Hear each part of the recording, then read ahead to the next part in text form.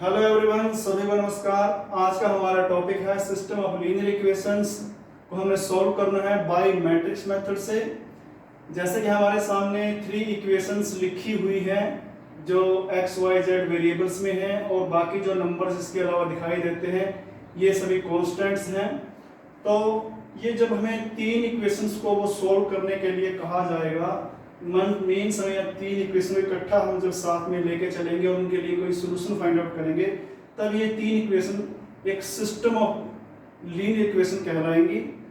तो हमें एक प्रकार से क्या कहेंगे कि हमें एक सिस्टम दिया हुआ है लीनियर इक्वेशंस का 3 वेरिएबल्स में x, y, z में, तो हमने यहाँ से इनके सोल्यूशन फाइंड आउट करने होंगे by matrix method. Matrix method में हम क्या करेंगे, जो भी हमें यहाँ पे सिस्टम गिवन है इसको पहले ट्रांसफॉर्म करेंगे मैट्रिक्स में। तो वो कैसे करते हैं, जो x के कोफिशिएंट हैं उनको हम फर्स्ट कॉलम में लिखेंगे, जो भी यहाँ पे फर्स्ट वेरिएबल होगा तो वो फर्स्ट कॉलम बनाएगा, सेकंड वेरिएबल के जो कोफिशिएंट हैं वो सेकंड कॉलम बनाएंगे।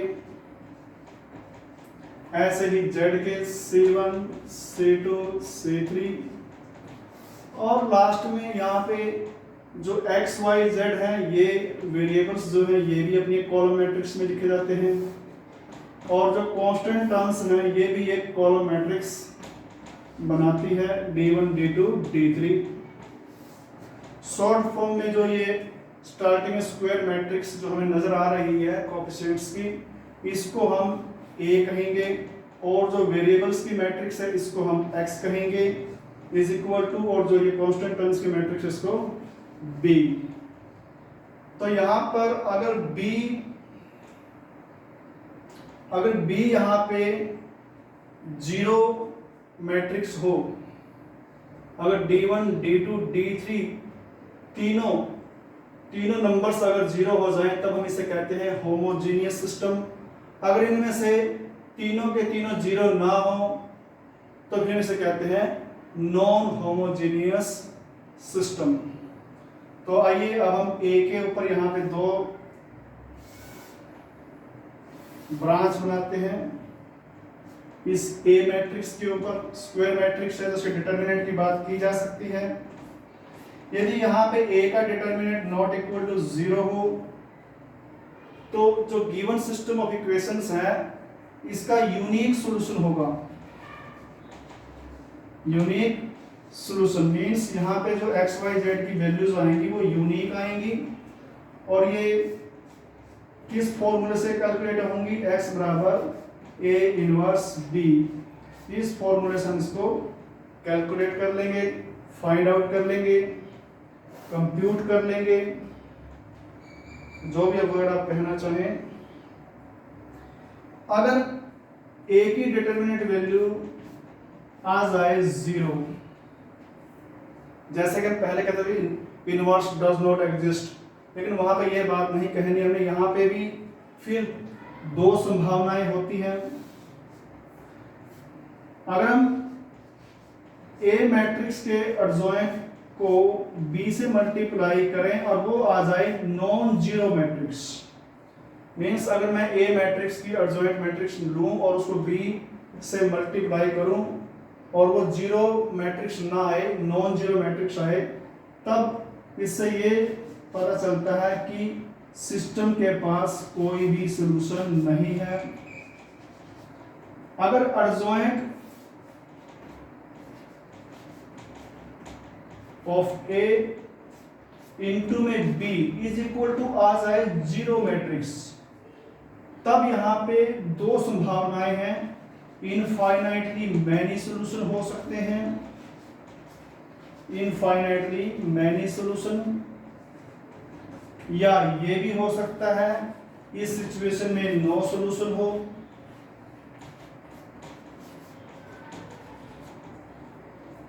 ये वाला केस काफी इंपॉर्टेंट है, मायने में रखता है, क्योंकि इसमें तो रिजल्ट कंफर्म आ जाता है कि adjoint of a into B अगर नॉन जीरो आ जाए तो कंफर्म है कि जो गिवन सिस्टम ऑफ इक्वेशन है उसका रिजल्ट, उसके पास कोई भी सॉल्यूशन नहीं है। अगर ये स्थिति आती है, ये सिचुएशन हमारे सामने आती है, तो फिर भी हमारे सामने दो प्रकार की सिचुएशन रहती हैं। हो सकता है सिस्टम के पास इनफाइनाइटली मैनी सॉल्यूशन हो, और ये भी हो सकता है कि सिस्टम के पास एक भी सॉल्यूशन ना हो। तो इस प्रकार से हम सिस्टम ऑफ लीनियर इक्वेशंस को सॉल्व करते हैं। आइए अब एक एग्जांपल लेते हैं, एक क्वेश्चन लेते हैं, उसकी मदद से समझते हैं कि सॉल्यूशन कैसे फाइंड आउट होते हैं। हमारे पास इक्वेशन है x plus 2y plus z is equal to 7 और x plus 3z is equal to 11, 2x minus 3y is equal to 1। तो मेरे पास ये तीन इक्वेशंस का सिस्टम है और मेरे को यहाँ इसको सॉल्व करना है। सॉल्व करना है मतलब इसकी x y z की वैल्यू फाइंड आउट करनी है। तो पहले हम क्या करते हैं, इस सिस्टम ऑफ इक्वेशंस को ट्रांसफॉर्म करते हैं मैट्रिक्स सिस्टम में। तो मैट्रिक्स सिस्टम में क्या होगा, ये 1 1 2। अब यहाँ पे y का कोएफिशिएंट 2, लेकिन सेकंड इक्वेशन में y नहीं है, तो यहाँ पे y का कोएफिशिएंट 0 लेना है। इसमें y है -3। फिर z के लिए 1 3 और ये थर्ड कॉलम में नहीं है तो 0, और जो वेरिएबल्स हैं वो लिख लेंगे x y z, और यहाँ पे इज इक्वल टू 7 11 1। इस प्रकार से जो गिवन सिस्टम इक्वेशंस है ये मैट्रिक्स सिस्टम में चेंज हो जाएगा। तो फिर यहाँ से इस मैट्रिक्स को हम कह देते हैं A x, ये हमारी x है, इज इक्वल टू B, और ये हमारी B मैट्रिक्स है। हालांकि एरो लगाने की जरूरत नहीं है, हम यहाँ साइड में वेयर कह के लिख देंगे A this, x this, B this. फिर हम क्या करेंगे, नाउ अब हम A का डिटर्मिनेंट फाइंड आउट करेंगे। मैं इसको रो 1 के अलावा में एक्सपेंड कर लेता हूँ। 1 0 प्लस 9 फिर -2, तो ये यहाँ से 0 -6 प्लस 1, आवाज आ रही है, +1, तो यहाँ से -3 0, तो ये हो जाएगा 9 प्लस 12 -3, यहाँ से आएगा 18। तो A की डिटरमिनेंट की वैल्यू आएगी 18 which is not equal to 0। Therefore we can say the system of equation has unique solution. तब हम यहाँ कहेंगे कि सिस्टम के पास एक यूनिक सॉल्यूशन है।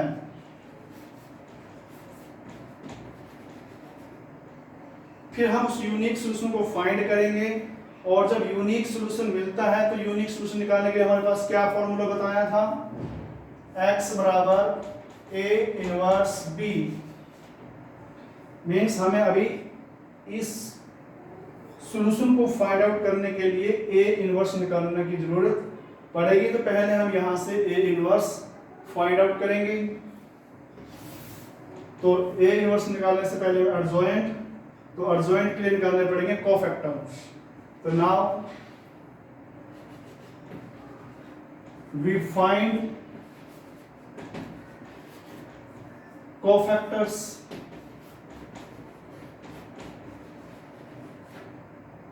of each element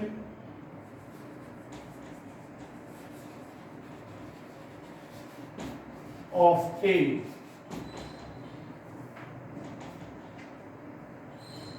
तो यहाँ पे कोफैक्टर्स लिख लेते हैं A11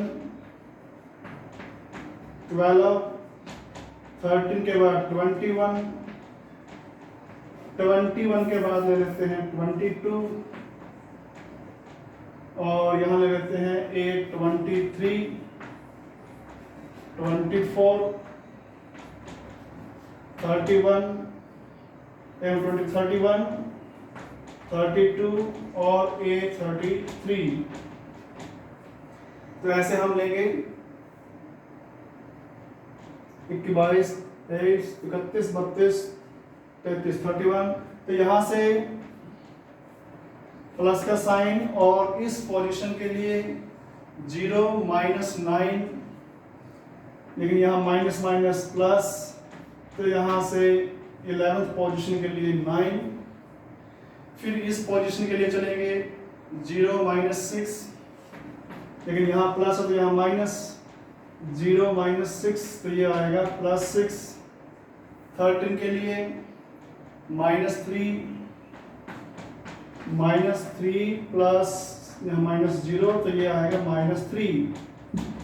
21 यहाँ पे आ गए हैं 0 -3, लेकिन यहाँ पे माइनस, लेकिन यहाँ पे हम करते हैं -3 आता है तो माइनस यहाँ पे प्लस, तो ये आ जाएगा -3। 22 के लिए कॉर्नर एलिमेंट्स 0 -2 माइनस प्लस 0 -2, तो यहाँ से आएगा ये -2। तो यहाँ तक हम निकाल चुके हैं 22 तक। 23rd पोजीशन पे -3 -4, तो यहाँ पे प्लस माइनस, तो ये क्या आया था यहाँ पे इसके लिए -3 -4, तो यहाँ से ये आएगा +7। 31th के लिए 6 -0, लेकिन पोजीशन का साइन प्लस, 6 -0 तो ये आएगा 6। फिर हम इस पोजीशन के लिए 3 -1 -3 -1, तो यहाँ से आएगा -2। और जो ये पोजीशन है इसके लिए जो आएगा 0 -2 प्लस 0 -2, तो ये आएगा -2। इस प्रकार से हम सभी कोफैक्टर्स को फाइंड आउट कर लेते हैं।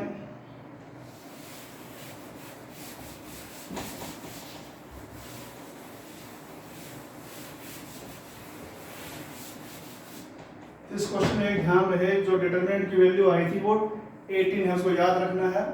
तो यहां से adjoint of A, first cofactor क्या है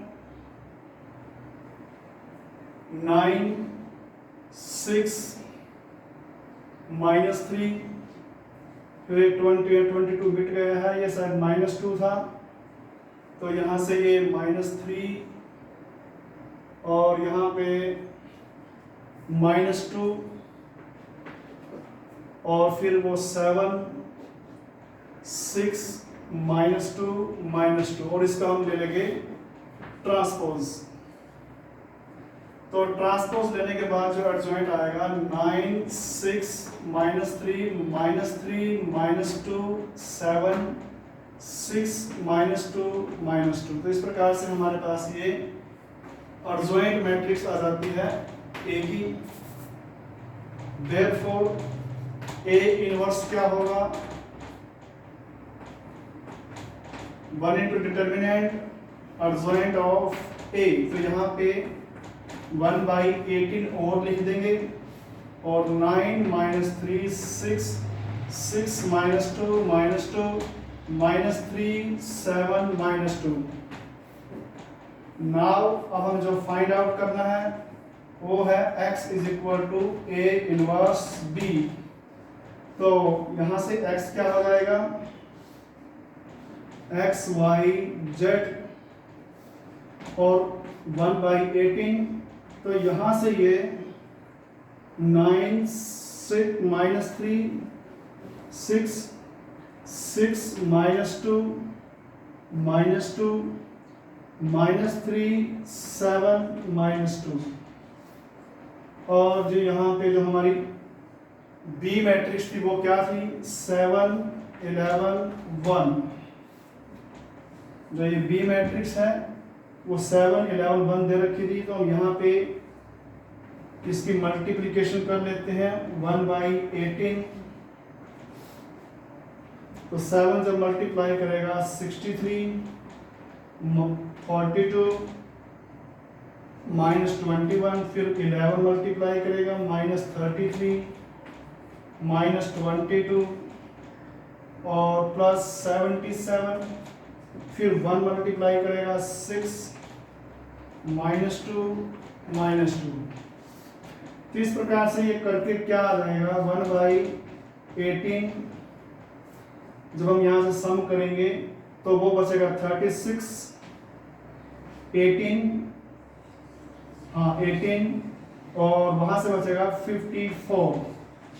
अब 1/18 अंदर मल्टीप्लाई कर लेगा तो यहाँ भी 2 1 3। तो दोनों को कंपेयर करने में, तुलना करने पर हमें क्या मिलता है, x बराबर 2, y बराबर 1, z बराबर 3। ये जो वैल्यूज है x y z की, ये हमारे गिवन लीनियर सिस्टम की सॉल्यूशन है जो यूनिक है, क्योंकि x की वैल्यू यूनिक है 2, y की वैल्यू भी यूनिक, z की वैल्यू भी यूनिक। तो तीनों वैल्यूज यूनिक है, तो हम कहेंगे जो गिवन सिस्टम और लीनियर इक्वेशन था उसका हमारे को एक यूनिक सॉल्यूशन मिला। तो इस प्रकार से हम और भी क्वेश्चन कर सकते हैं एक्सरसाइज के। तो आज के लिए इतना ही, धन्यवाद।